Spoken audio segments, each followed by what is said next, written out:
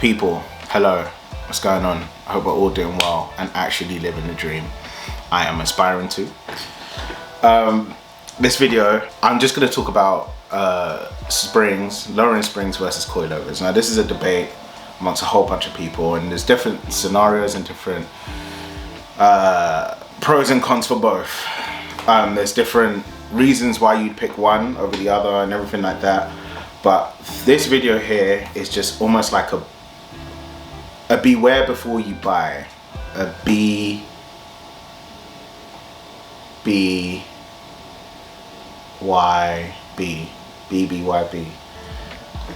I'm so dumb. Like, why did that take me so long to figure that out? Anyway, look. So, essentially, like, if you're at a crossroads and you want to buy one or the other, or buy one before the other, I've done that. I had Tane lowering springs before I had Tane coilovers. So yeah, this video is coming from a review of both. I've had my coilovers on for about a month, if not longer than that now. And I can honestly tell you, even though they're not completely dialed in, I've got enough grasp between both. So yeah, let's do it.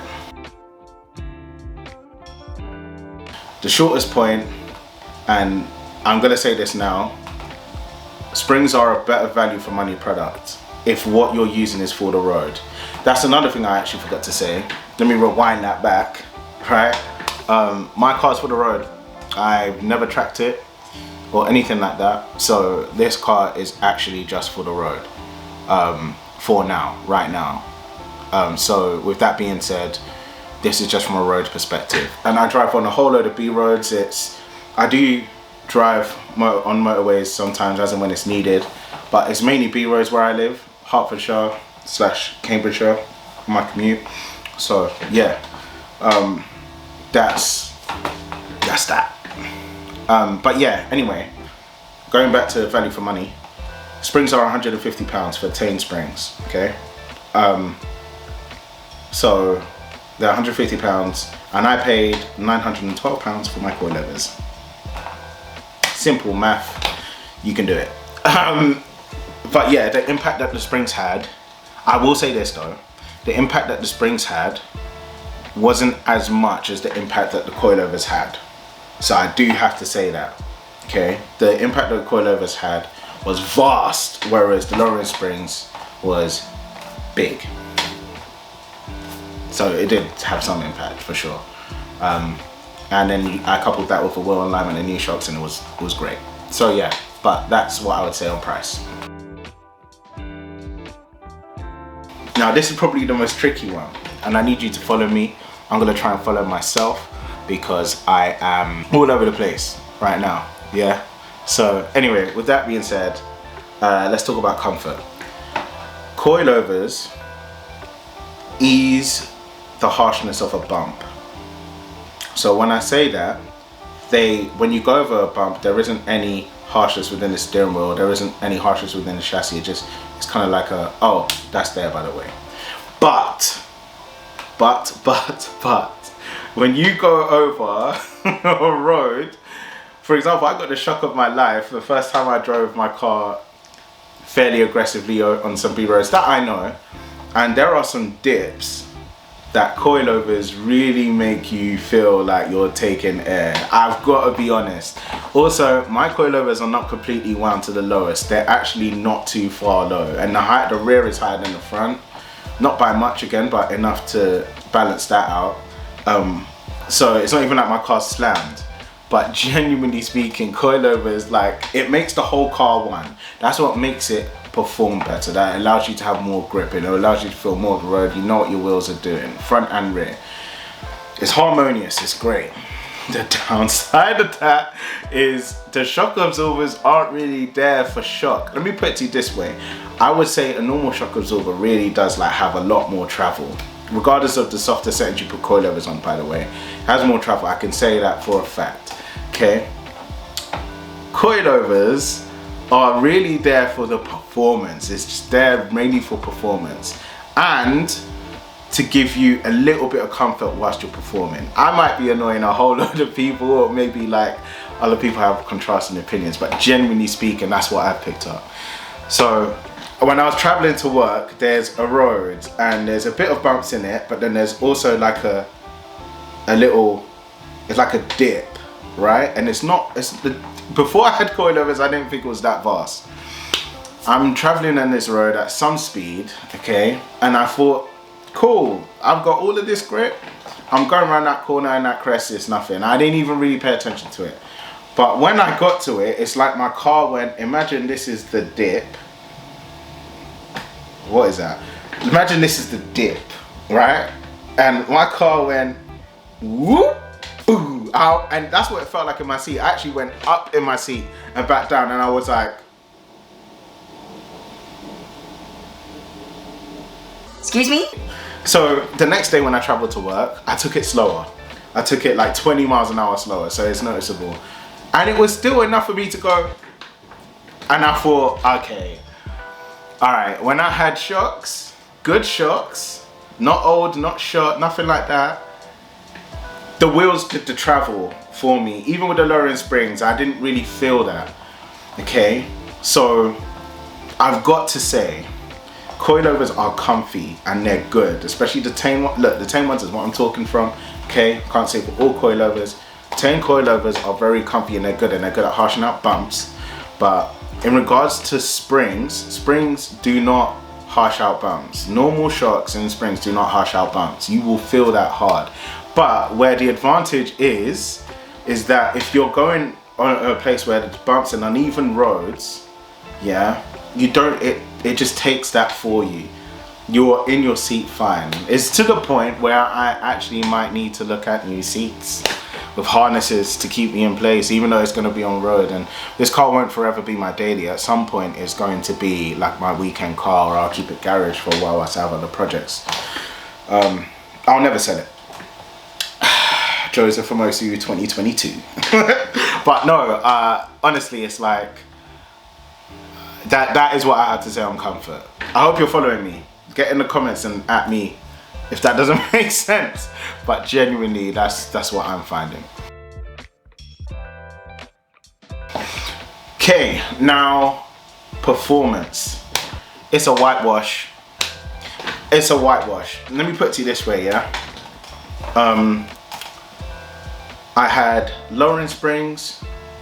I know I said this so many times. I'm sorry guys for those that have watched my other videos where I've spoken about performance and stuff. I just have to put it in this video just for the comparison. I had lowering springs, I had new shocks, and a fast road setup, a geometric setup, or however you want to say it. Camber, toe, awesome, great. Grip, more grip, discovered more grip, it was great. I've put these coilovers on, I haven't had it aligned yet, okay? Only height adjusted by my peasant self. Well, me and my dad is not a peasant, that's not on record, okay? Just me, right? Amateur, right? And I'll tell you this for a fact, I could take corners with ease. Like, the grip is no joke. It's no joke. So yeah, the performance is not close. They're in different leagues. If that's what you're wanting out of your car, then for sure. This isn't to diminish lowering springs. I promise you, the lowering springs, if you're out there and you know you haven't got like the budget for coilovers or anything like that, and you can't find any second hand, lowering springs, couple it with new shocks. Don't do it with shocks. shocks, right? And get a wheel alignment. Very vital. Promise you, you'll love it. You'll absolutely love it. This is what I would recommend. This is my own recommendation, okay? Should you have the budget for coilovers and you do a lot of B-road driving, a lot of places where there's twisties and things like that, coilovers you will not regret. Bear in mind, uneven roads, your car will make you pay attention to them and you'll know about them, right? But it's definitely worth the investment. Lowering springs though, if we're talking value for money, you can't really do that though. it's different because you're paying a lot of money for suspension that's going to give you that performance.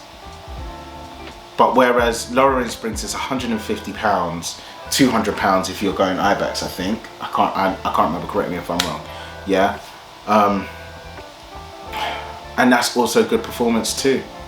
If you're going for lowering springs, if you don't have the budget for coilovers, definitely get Tane lowering springs.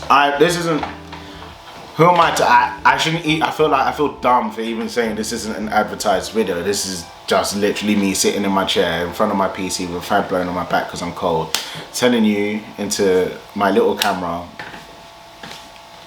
what I know and what I've experienced. So yeah, lowering springs are awesome. Coilovers are also awesome. If you have the budget, if you feel like you can stretch it, I'd still pick coilovers over lowering springs all day, every day. Can't lie. Bah. Lowering springs are awesome too.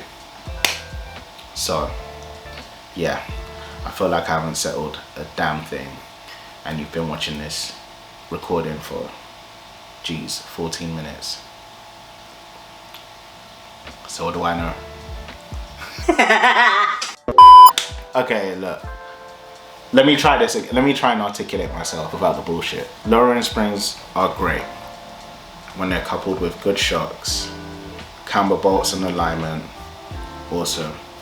And they absorb uneven roads a lot better, but the bumps do not take, the bumps are still gonna be, if anything, they're even worse with lowering springs. Like the harshness of it, okay? Whereas with coilovers, the harshness of a bump is definitely taken, but it does not handle uneven roads better than lowering springs. It just doesn't. It just doesn't. But the performance speaks for itself. So you gotta calculate the trade-off on both, okay? You 100% do. So yeah, I let you choose. And look, my email address is down below in my description, and also I know people don't probably know this, but I actually am on Instagram. I'm quite slow and bad at socials, so bear with me on that, but I do have like photos and stuff like that, and like I also have a Facebook page, so hit that up because I'm going to be putting a lot more on there. But my main point in the beginning, genuinely, before I plugged all of that nonsense, was just to say, like, you can email me or drop me a comment and I'll reply as quick as I possibly can. And yeah, seriously speaking, I could talk about the car all day. So yeah. Also, before you go, if you do like the video, then please show it. It goes a long way. And also subscribe, because I've got a lot of content coming, not just on my Civic, although that is the hot plate right now, but my beloved MG, my second car. In case you don't know, I do actually own 2 cars, and yeah, so new stuff coming, new stuff. So yeah, watch this space.